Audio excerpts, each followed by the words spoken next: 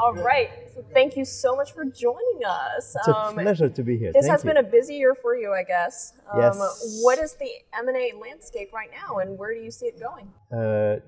M&A has been going down in volumes, very different types of deals. In other words, some very large transactions and a lot less of smaller transactions than there used to be. I think the second thing in the US is competition on fees. We see large banks coming back to the business and not having enough business to feed their large teams, so fees are going down. By how much? For the large banks, I think their thresholds are going down substantially. A large bank would not do a deal at less than $2 million of fees. Now they will do it for $750 of fees. Oh, okay. That's a big difference. I know. So what is left for people like us are the complicated deals, and in a large way, the cross-border deals, because there is less competition on cross-border is more complex. It involves several countries, different techniques. Usually takes a longer time, and so it's almost a specialty in itself now. What are some of the countries you focus on? We do a lot of work in Europe, between the US and Europe, and we occasionally do work between the US and Japan. Okay. We also have been developing quite a practice with Israel, okay. And that's basically on the back of the, what they call the startup economy there, which means the, life sciences and high-tech, ventures, which have been growing very fast in Israel. Yeah. But Europe, well, is that it? Life science, biotech, or any other hot sectors? For Israel, this is where the action is. Okay. There are some other deals. I mean,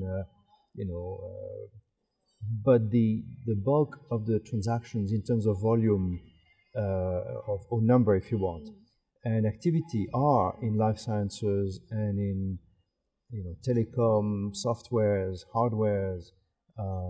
And life sciences is very broad. It's from medical devices all the way to startups in regenerative technologies and pure biochemicals and biosciences. Mm-hmm. How many a year number-wise? We did this year in our little firm. We're only 15 people. We did 5 transactions this year. 2 of them in Italy. Because Italy is, I called it a Toys R Us for people who look for underpriced assets. Okay. Given the continuous crisis there. In Europe and in that specifically country? In Italy, Spain, we have seen a large number of transactions there. So we did 2 sales of Italian companies. We did 1 sale of a Belgian company. And then we did 2 transactions here, US. Is there, like you said, cross-border transaction is it's a less competitive market because not everyone can do it. That's a lot right. of people know, say, America. People know it well. A lot of players in this space, but with other countries, not everybody can do it. What do you think is the most important thing when you do these types of transactions? Adaptability between cultures, contacts, networks. The markets are less fluid over there than the market is here, and less organized.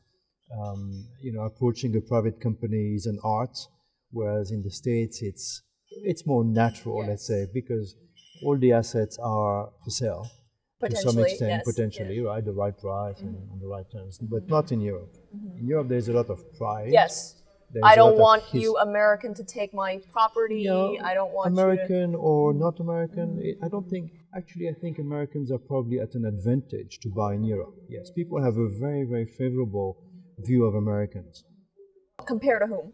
So, compared to some of their old enemies in Europe. I see. Okay. All right. So it may be easier for a U.S. company to buy a French company than for that German company to buy the French company. The old rivalries are still around, right?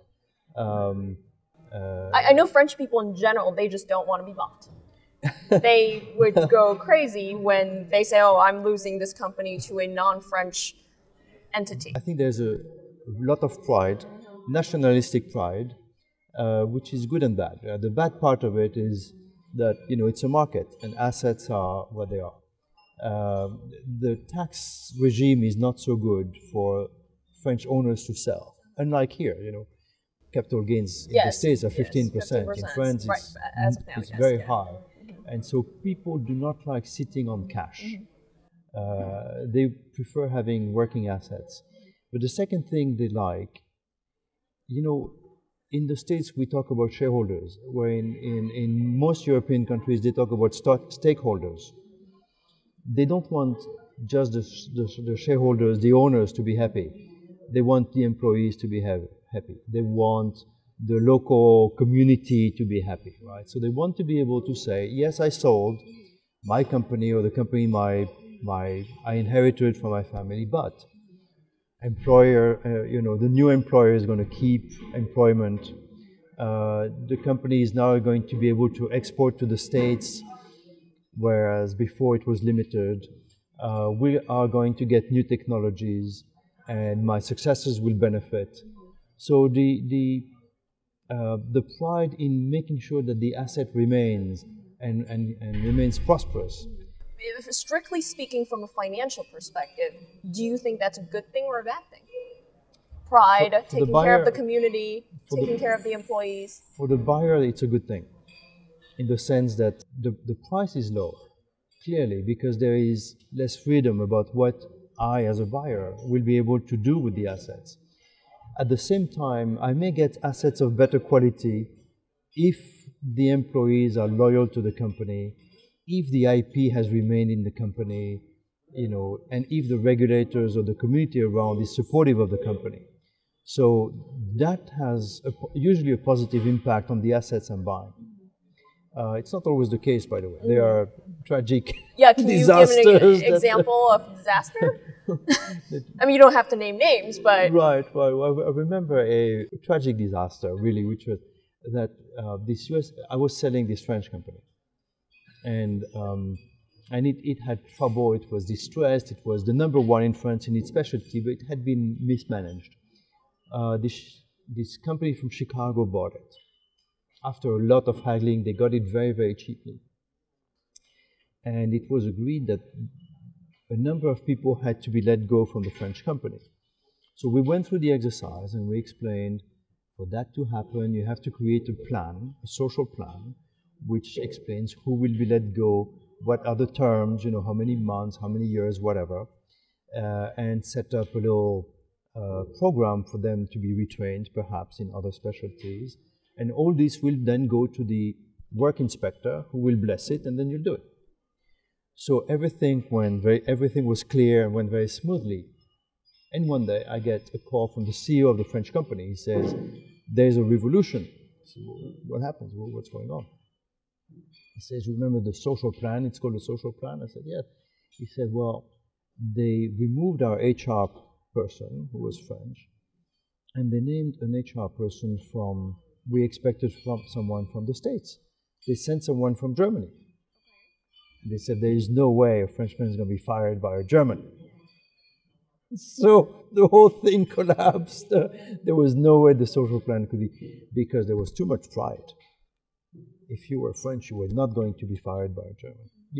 I lived in Japan for many years. There was always a feud between the Japanese and the Koreans, which meant that when a Korean company was being run by someone sent from Japan, there were always frictions. Well, it's a bit the same in Europe. Yeah, between the French and the Germans. Within Belgium, between the people, the Flemish and the Walloons, right? So they speak French and they speak Flemish, and we're not going to work together. It's the same country, right? Well, last time I checked, yes. Yes, and in Italy, northern Italians with Sicilians are not going to, or Napolitans are not going to work well together because, I don't trust them. They say they're Sicilians. They don't tell me they're from Italy. They say I'm from That's right. That's right. They are Sicilians, right? So don't mix me up with the rest of the whatever people who live in a cold climate. Yes, right? And you have to deal with these things every time in a smart way. But the reality is that large US companies find that acquisitions in Europe have been among the most profitable assets worldwide, because it's still several markets, so there is still a lot of imbalance and several markets. You mean several regions, geographic regions? You don't have the same product in the UK as you have in Spain. Sure. And because of that, although one company may have activities in all these countries and can move freely the products from one country to the other, it's probably not the same product exactly. And therefore there are imperfections in pricing which make those markets profitable. Where do you see the European activities going? More money, I think, invested in the disastrous countries of yesterday, which are now coming out of the problem. So with Spain, Portugal, Italy. Portugal is very small, but Spain, yes. Italy, yes. Ireland has been doing very well. England has been attracting the largest percentage of foreign direct investment worldwide. In the first 6 months of 2013, the UK attracted something like $75 billion. Right? The US and China were together number 2. That's $10 billion less for each. Right? And so the UK is seeing money coming from the US, from China, coming from all of continental Europe as well, and has been enjoying that position, which I think will continue. I think the political climate is positive, and the regulatory climate is viewed as more lenient than the one in Germany or in France, which are the other big countries on the continent. Because I don't believe, correct me if I'm wrong, UK didn't have so much foreign direct investment before.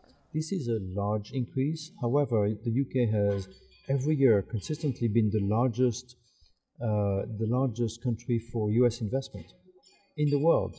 I say more money in the UK coming from the US. 75 billion is... 75 billion coming from all over the world is really a large amount of money. You have to think of the new oligarchs, the Russian Federation, Kazakhstan, China, Ukraine, buying assets in the UK as yet another flow of money that did not exist 10 years ago or 15 years ago in some cases.